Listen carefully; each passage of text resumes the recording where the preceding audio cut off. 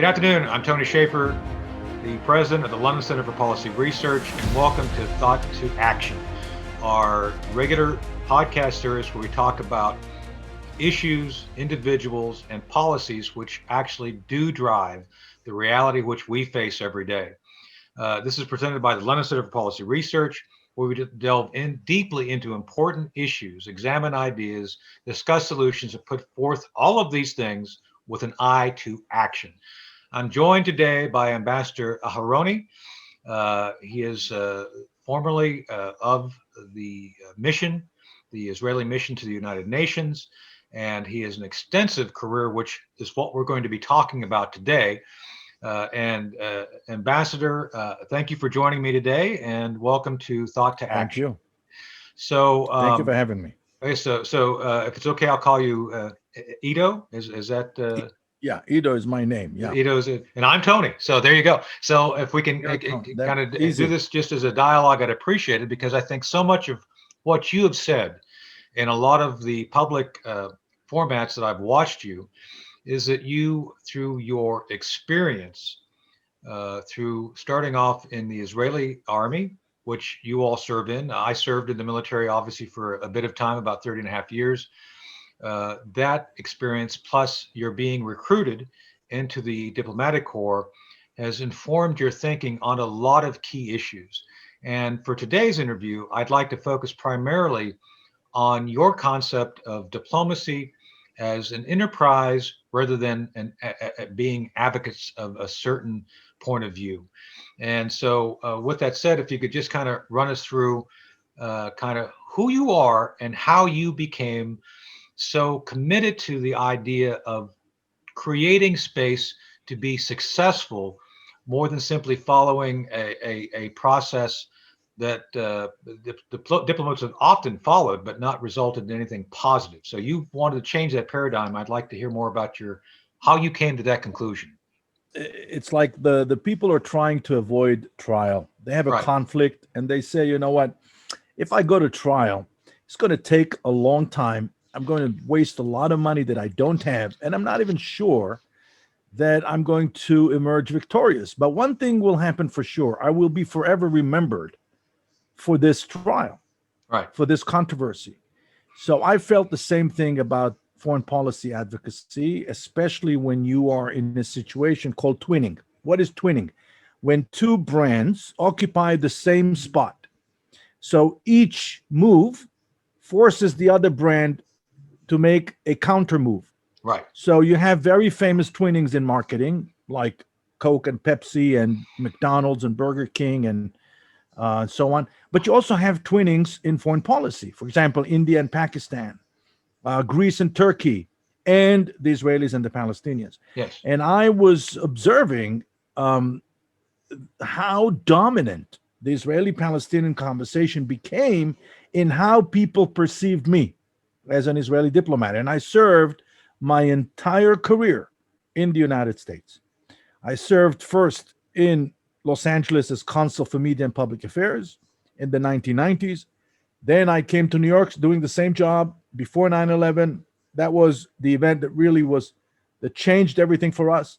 And then I came back as consul general, as you mentioned, with the rank of ambassador from 2010 to 2016. So that's really the approach, trying to be more practical. You know, they say that it's important to be right, and I'll be the first to admit it's important to be right, but it is no less important to be attractive. Meaning, the reason why the United States is the world's not only biggest economy, but most innovative economy, most creative economy. When you look at the list of the top 100 brand names in the world, 80 of them are American brands, is because American values are attractive to the world. So when you see those 400,000 youngsters in Iran chanting death to America, you set them aside. You say, wait a second, let me ask you personally and privately, if you had it your way, where would you go to get an academic degree? And they will all say Harvard or NYU or Columbia or Stanford, because it's the idea that America represents that gives America as a brand the strength. Yeah, and I have traveled extensively over my military career, and I was fascinated when I was in southern Thailand during an exercise in 1997 in a place called Hat Yai, Thailand, and all the TV there emulated America. They had an unquenching thirst for everything American, and this was everything from entertainment to symbology. And I think the value that symbology you clearly define here, and I think that's so important for people to understand. But let me ask you a question, and I don't want to get you in trouble here because I know that you still work in the academic field. Why is it the academic community who studies diplomacy doesn't seem to comprehend the idea of being innovative, of actually pushing for the idea you're talking about of enterprise? Because so much of what I see, and by the way, I've been drug in to the diplomatic process. General Tony Zinni and I ran a track two regarding Pakistan with Ambassador Sherry Rahman and members of Congress. So I've done diplomacy. We did that by the fact that the Obama administration wasn't innovating, and we were trying to find a way to actually work with the Pakistanis. Um, why is it people are not taught to think more aggressively in terms of enterprise rather than process? I think the information revolution has a lot to do with it. The information revolution creates an unprecedented challenge, which is called information overload. Yes. Our brain is not designed to handle more than 3 or 4 stimuli simultaneously, and yet we're being required in the age of information to respond and deal and cope with tens of stimulations. Right. And so people naturally are looking for simple solutions to highly complex problems. Right. I'll give you an example. Yeah. The whole notion of democracy in the Middle East was reduced to one act called elections. Look at what happened in Egypt. In Egypt, basically the United States collaborated with a process that was meant to overthrow its ally. Yes. In the name of democracy. But it wasn't real democracy, it was technical democracy. Yes. Because democracy is not just about elections. Democracy is about values. It's about the ability to understand those values, internalize them, and then act accordingly, live by them. And that's not what happened in Egypt. As we all know, the Islamic Brothers emerged victorious. Morsi replaced Mubarak, and the situation actually worsened for Egypt. So this is a perfect example of how information overload is pushing people to reduce a highly complex, theoretical, abstract concept as democracy into the act of elections. Right. Elections is important. By the way, we had the same problem in Gaza. You mentioned General Zinni. General Zinni, as you well know, did some work here. Oh, yes, I've Israel. heard. I've heard. Yeah. Firsthand. Yes, I've heard. Yeah. So that's I think that's one of the answers to your question. It's information overload gets people more excited about simplicity than they actually should be excited about that.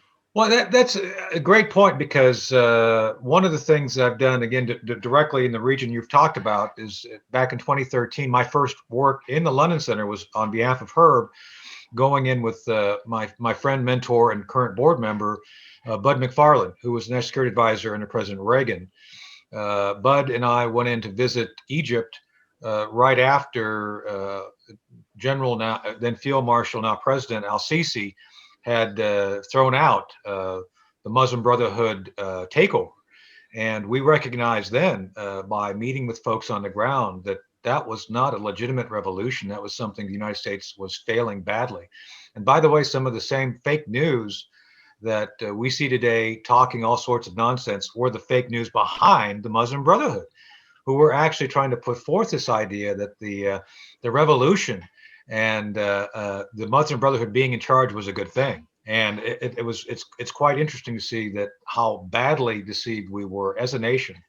It's to the point of where during that visit in December of 2013, Bud McFarlane and the team and I met with the director of intelligence for Egyptian intelligence, and he actually told us that our work in the region had become completely destabilizing, and that our work in Libya, for example, had resulted in putting pressure on Libya, putting pressure on Egypt to go back in and try to settle it without us understanding the consequences of our stupid decisions. So that's been one of the things I've recognized, not being a professional in the diplomatic corps, but watching the effects of bad diplomacy. And I would argue that not only do they not innovate, Ido, they actually do things to promulgate chaos for purposes of political gain. That political gain is not in the interest of the United States or the international community, as we've seen, resulting the really bad faith elections in Egypt, and then the complete and utter failure of Libya as a state because of bad diplomatic decisions. I think that's one answer. The other is that people sometimes don't make the distinction between policymaking and diplomacy. Right. These are two different things. Yes. Not every policymaker is a diplomat, and I think that we have to keep that in mind. Right. The whole idea really comes from an attempt to understand what is the impact of technology on traditional diplomacy. So you look at the traditional tasks of diplomacy, the diplomat as an advocate or a litigator of his or her nation, the diplomat as a policy representative, as a person whose job is to articulate his or her country's policies. All those jobs, or the diplomat as an analyst. The diplomat's job is to provide an analysis about Egypt or any other country of service. All those jobs, all those traditional tasks of diplomats were taken away by technology. Analysis went out when the first day search engines were introduced. Now policymakers can create their own analysis using their own people, whether it's in the White House or in the Israeli Prime Minister's office. The job of the diplomat as a mediator, as the pipeline through which the message should be going, it's gone. Now the president of the United States is tweeting directly above the heads of the traditional mediators. No doubt. So the rest of the leaders all over the world. We have here in Israel the same thing with Netanyahu. Has a beautiful Facebook page and he's uploading his messages. He doesn't really need the entire apparatus of people communicating his message. Right.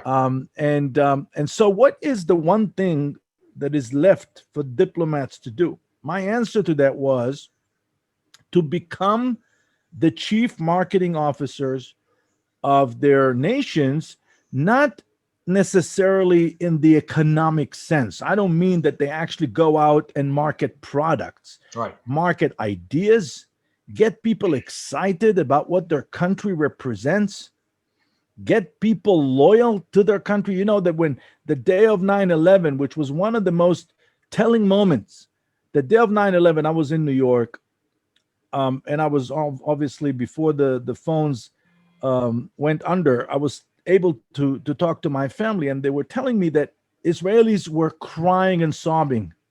You could see it on television. At the same time, some of our neighbors, not all of them, but some of them, were dancing on rooftops, handing out candy. Right. It was a defining moment because it told me that Israelis are connected emotionally to New York, to the United States. They see themselves as part of the United States.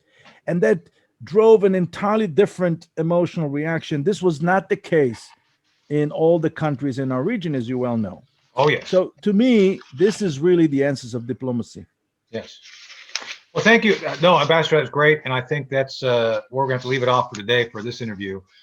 But I think you share with the London Center, and we share with you the interest of finding a practical method of applying experience to policy, and that policy doing something.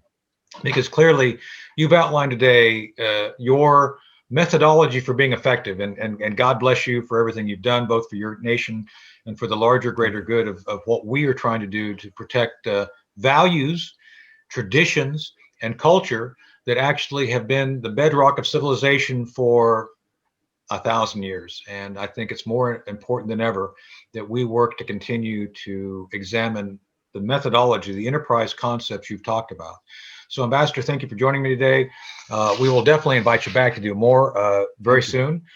So thank you all for watching Thought to Action. If you like this program, please like, comment, and share. Please join our Patreon program where you will get early access to our content. And we're going to be doing ask the policymaker questions at some point in the very near future, where you'll be able to interact and do this sort of thing. The London Center podcast is available on thoughttoaction.tv, Thought to Action on YouTube, as well as on iTunes. So please join us again very soon for another episode of Thought to Action. Thank you for joining us, and we'll see you again very soon.